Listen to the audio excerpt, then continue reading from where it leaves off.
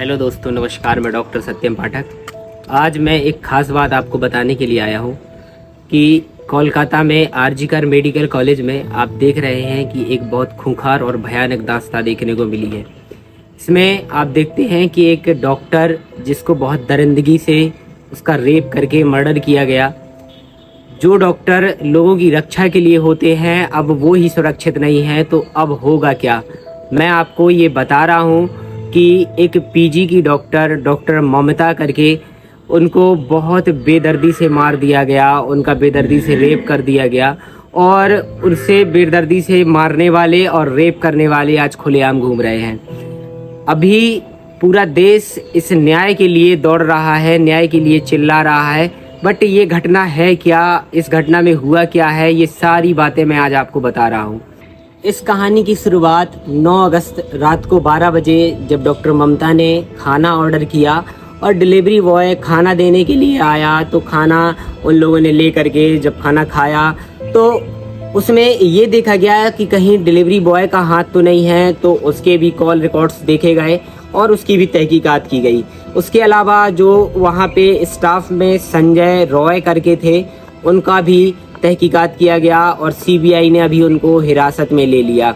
Doctor Sanjeev Ghosh जो वहाँ उस कॉलेज के डीन थे, उनको भी सीबीआई अभी पूछताछ की चपेट में रखे हुए है और उनसे बराबर पूछताछ चल रही है। अभी तक लगभग 10 लोगों से पूछताछ हुई है और लास्ट में ये भी देखने को मिला है कि कोई पॉलिटिकल पावर भी उन लोगों को सपोर्ट कर रही है। इससे ये समस्याएं सामने देखने को मिल रही हैं। 3 से पौने 4 के आसपास वो जब नीचे हॉल में आई तो कुछ लोगों ने उन्हें पकड़ लिया और पकड़ने के बाद तकरीबन सुबह वो हॉल में बिना कपड़ों के और बेदर्द स्थिति में मिली।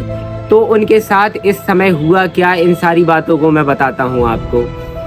डॉक्टर ममता के प्राइवेट पार्ट्स में तकरीबन 150 ml के आसपास सीमेन मिला है और एक व्यक्ति से तकरीबन 13 से 15 ml सीमेन ही जैकुलेट हो पाता है। अगर ये इतनी मात्रा में उनके यहाँ से सीमेन मिला है तो इसके मिलने का कारण है कि उनके साथ गैंग रेप किया गया है। उसके बाद डॉक्टर ममता कि वो बॉडी में जो उनके लेग थे वो तकरीबन 90 डिग्री के एंगल से फैले हुए थे, बिना कपड़ों के डले हुए थे। ये बेखौफ स्थिति जो देखने को मिली, आज इसके लिए पूरा देश, हम सब डॉक्टर्स शर्मिंदगी व्यक्त करते हैं कि इस भारत देश में आज कुछ ऐसे लोग भी हैं जिनके द्वारा पूरा देश आज शर्मिंदगी महसूस कर रहा है।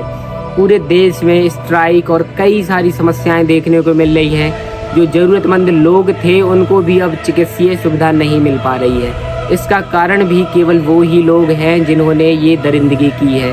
ये सारी घटना होने के बावजूद जब सुबह डॉक्टर ममता के फैमिली मेम्बर्स, उनके मम्मी पापा, इन लोगों को पता चला तो उनका कहना ये था कि मैंने इतनी मेहनत से अपनी बेटी को डॉक्टर बनाया, लोगों की सेवा के लिए तैयार किया, आज वही लोग मेरी बेटी के लिए भक्षक के तौर पे तैयार हो गए।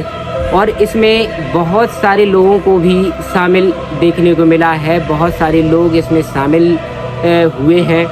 ऐसे बहुत सारे लोगों की अगर बात की जाए तो इसमें कुछ स्टाफ और कुछ डॉक्टर स्टाफ और उन्हीं का जो सीनियर एंड जूनियर स्टाफ था, उनमें भी कुछ लोगों की बात सामने आ रही है। इस घटना में तकरीबन 30 लोग शामिल होने की आशंका जताई गई है, जिनमें लगभग 10 लोगों के बयान अभी तक लिए जा चुके हैं और सीबीआई इसकी तहकीकात कर रही है।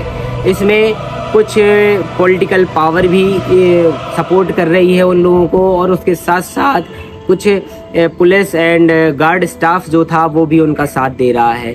एक संजीव रॉय करके हैं जिनने इस घटना को अंजाम देने में उन लोगों की मदद और सहायता की है, जिस कारण से इस घटना को अंजाम दिया जा चुका है।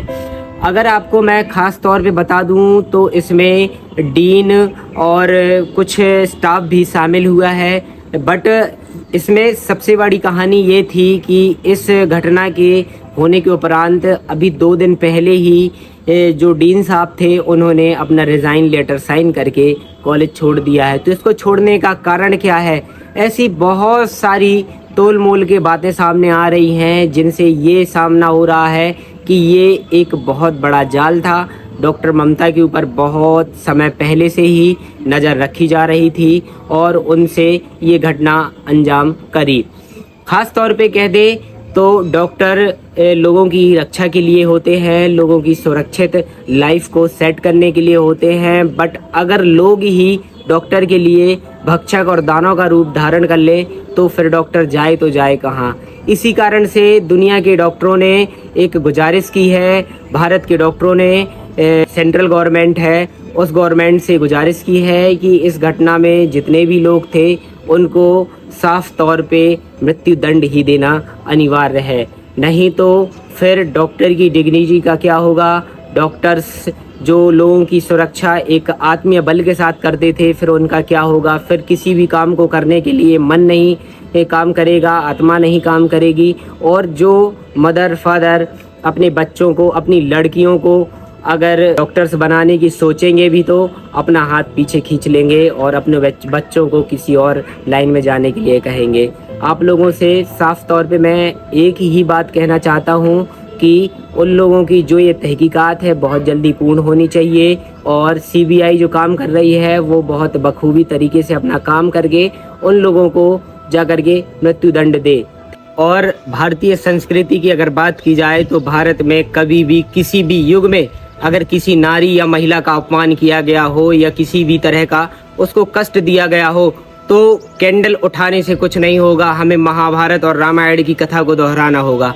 अगर हम उसी रूप को धारण कर लेंगे तो आज ये जो मानव दानव बन चुका है इसको हम बहुत आसानी से परास्त करके नए भारत का इतिहास लिख सकते हैं।